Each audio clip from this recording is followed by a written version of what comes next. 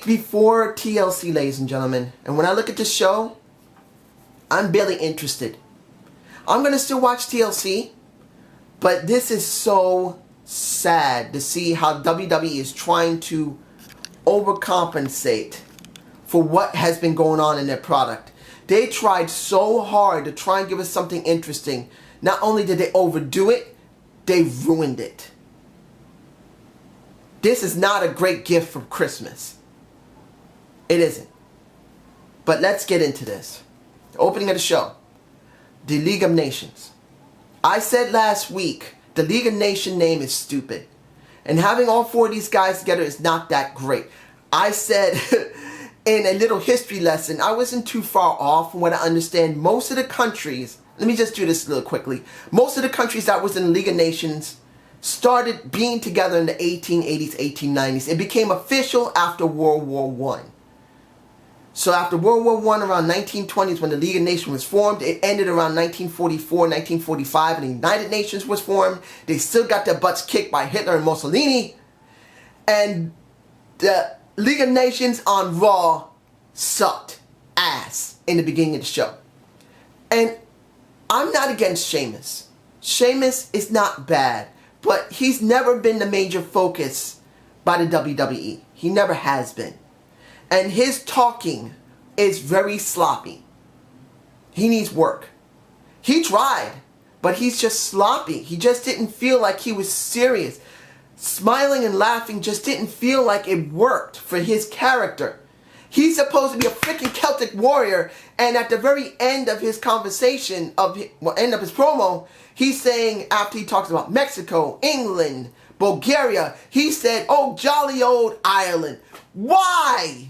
You're supposed to be a Celtic warrior. You're supposed to say, "And finally, the most toughest and dominant country there is, Ireland, where the Celtic warrior reigns supreme." That's something he should have did. To make it feel like it's serious, that this team is led by the most strongest country. And I didn't get that.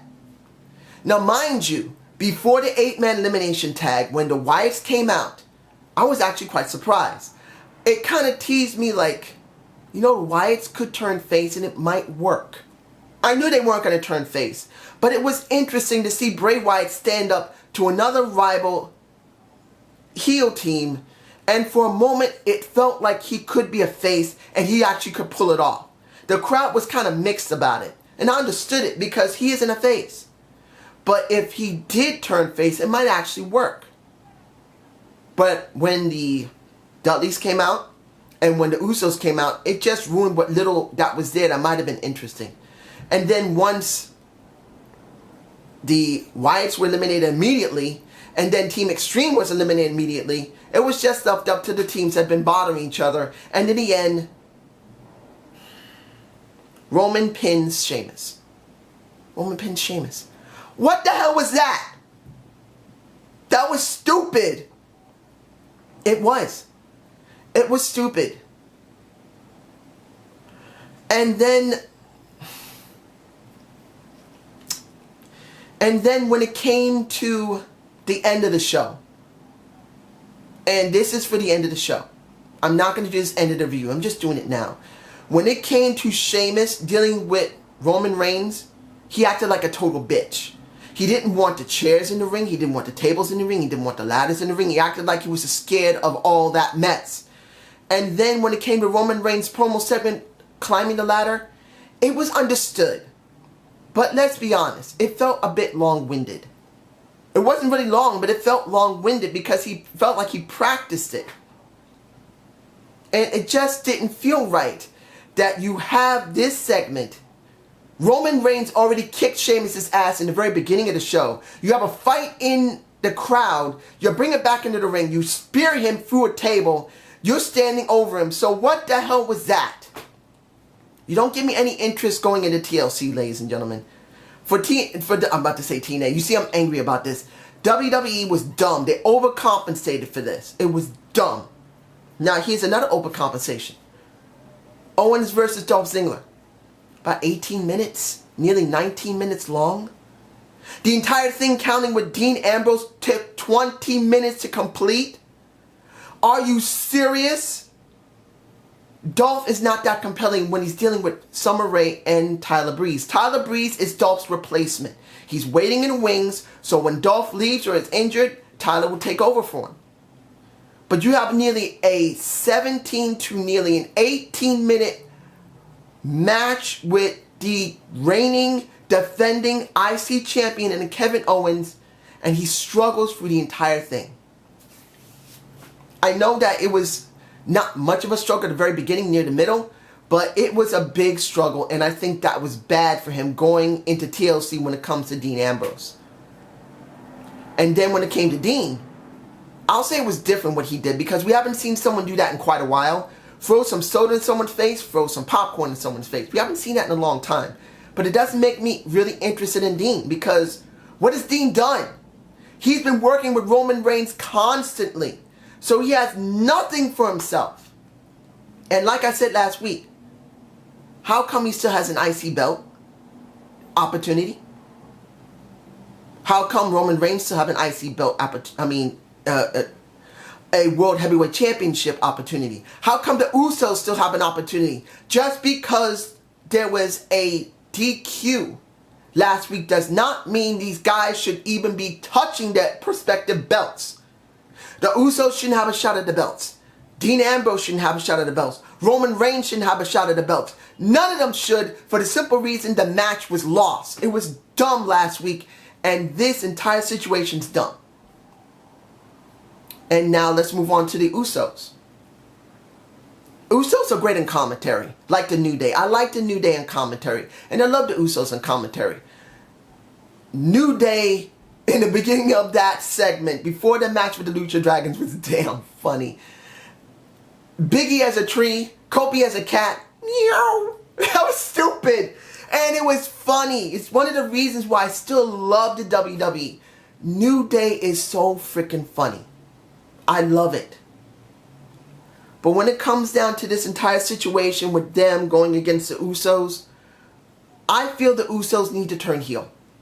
I'm saying this myself. I love the Uso. I love Uso crazy. I love them. But really at this moment in time, because of how they've been built, let me give it to you like this. Once Jimmy grabbed that trombone and Jay started beating his ass down, my thought first went to, you know, if they turned heel right now, I actually would be behind that. As long as they were allowed to be real heels. I've seen them in 2010 when they were really heel, when they first started out going against the Hart Dynasty. As real heels with Tamina, they dominated, by my humble perspective. Yeah, they were new, but they dominated. It felt good. I want to see the Usos turn heel, but I feel like they'll become chicken shit heels. And they don't need to be. They can be Samoan heels, just like the Wild Samoans were. They were almost uncontrollable, and the people loved them. I want to see the Usos turn heel again, and then be dominant. I feel like it would work. Now, Ryback versus Lana. And I'm not saying Rusev, because this wasn't about Rusev at all. This is about Ryback versus Lana. Who has the most momentum? And the problem is, Lana doesn't. What they did last week was not very good at all.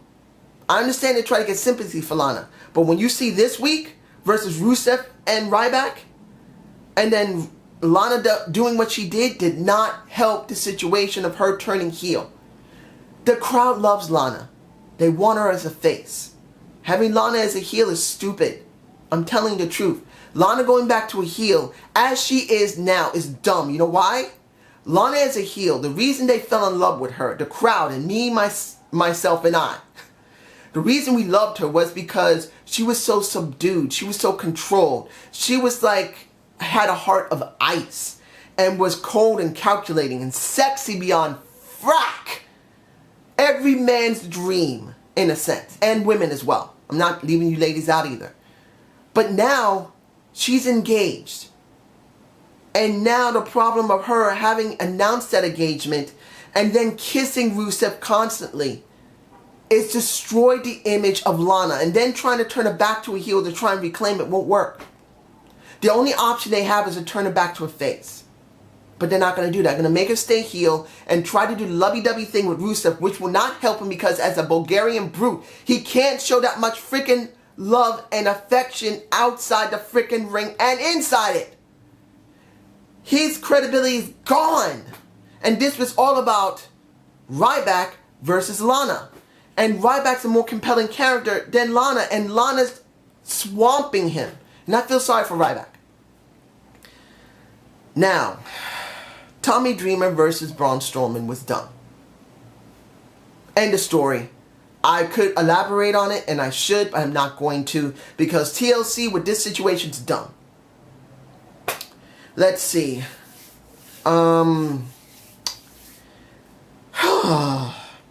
Sasha Banks and Naomi versus Brie and Alicia Fox. Let me give it to you like this, you guys. Last week, I was angry beyond stink because Naomi's 28 years old, and on her birthday, they make her a sidekick where she could have been in the ring, won a clean match, and get recognition she deserved. No, they had her as a sidekick to help Sasha Banks win, who Sasha did not benefit from her help because Sasha, just like Naomi, does not need to cheat to win. They're both good wrestlers. And now we get Sasha Banks versus, well, Sasha Banks and Naomi versus Nikki and Alicia Fox. And they still have to cheat to win. And Naomi gets this win against Brie. Why? Why does she need help to win? I could not stand in the very openings of that match that when Sasha was facing Alicia Fox, Sasha acted freaking scared about it. What the hell?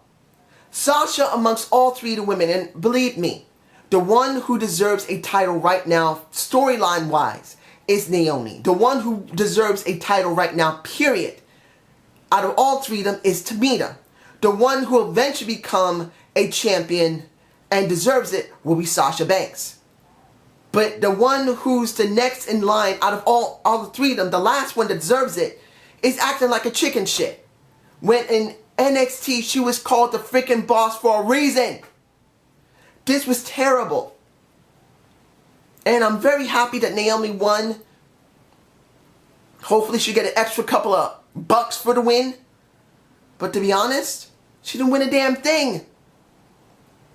That hurts me. This hurts me very badly, ladies and gentlemen. Because all three of those women are underutilized, unestimated, and deserve way better. And I know a lot of people say that Tamina sucks. Tamina does not suck. She is Superfly's daughter. I'm sorry. Anyone who's been a second generation superstar, even if they didn't have any type of talent, has won a title in their prospective promotions. And she is no different. So why in the hell has she not won a title? Explain to me why in the comments. I'll scratch myself. Explain to me why she doesn't deserve a title because of her heritage. Because everyone else is getting a chance. Look at Roman Reigns. He's gotten a title. Tell me the reason why. Now here goes Miss TV. Really? That was so... Oh my goodness. How do I say this, ladies and gentlemen? This was a terrible segment. It was. This was a terrible segment. I'm glad that the Nate was a wise thing to do because Charlotte is still not strong enough of a character to do things on her own. So it was good to see him there. If he's her manager, that is the wisest thing to do. But since it's the first time they're actually working together, it just felt sloppy. The Miz is not helping the situation because The Miz himself is quite weak. Dealing with Neville doesn't help. The Miz should be much stronger, and I'm saying this right now. The Miz needs to drop the artisan bit. He needs to become a badass again, and this bit as an artisan is not working for me. Even if he likes it, I really believe he deserves to be the true Miz, the one who had the first mohawk there in the last decade. I believe he would be better as the old Miz, to be the idiot again, who we loved, who we couldn't stand, and who was totally arrogant about who he once was. But even he couldn't save this segment. So now we're going to have Paige versus Charlotte, and now they're trying to make Paige the face in this, when it's clearly should be Charlotte who is the face. Now they flip the script and it just doesn't feel right. Even though it makes sense, it doesn't feel right. Finally, the thing you're not going to believe that I'm going to focus on. Jack Swagger versus Stardust. The only reason I'm focusing on this is because out of the entire situation what's going on in WWE, you have the only storyline that people generally understand and care about to a certain extent. Jack going from "We the people," which was very popular, to this. So I know this is stretching it. And I'd rather see Stardust having a better character development than Jack Swagger. But Stardust working with Titus O'Neil trying to turn him back to Cody, I don't know how far that's going to get. So this is what we're stuck with. The segment at the end of the match after Jack won wasn't 100% bad, as shocking as it is. And believe me, I'm shocked. Jack, I was worried, could not carry this feud. And to a certain extent, he hasn't done that well. But this is the only feud I can honestly say that can pull at your heart. And I'm making it very clear, this is a very long, very thin stretch of pulling on your heart. Because the guy knew the guy since he was a kid. He did We the People bit that people really got behind and still loved to a certain extent. And now he's separate from him with someone who's just turned him against the way of life that he supposedly loved as a Vietnam vet. This is the only thing that's going on in WWE that could actually give you some level of patriotism. And I'm stretching it. I'm not lying. This is a big stretch. I am not excited about this feud. I'm not. But it's the only feud that I found there that is compelling enough to honestly say, as a reviewer of wrestling, I may not be the greatest reviewer. I'm not. I'm not even close to being great. I'm just barely average. But out of all of it, you can say that this is the most built of any feud that currently exists. And that's the truth. Sheamus and Roman Reigns is not built. This is the only one that is. But this is just my point of view. What about yours? And I hope you enjoyed the Zane's view. Please give me a comment below. And the next video, which will be the last one, and it's the booking of TNA 2016 number 5. It'll be the last in the series, ladies and gentlemen. This is about the knockouts. There will be no more booking TNA after this. But I will be releasing a new show that will be replacing the Debate of the Week. I'm stopping the Debate of the Week for a little while. I'm putting it on hiatus. The new show will be coming out. And you should be hearing about a little bit of it soon in my next videos I've already recorded. But you guys have a good day and have a good night. Peace!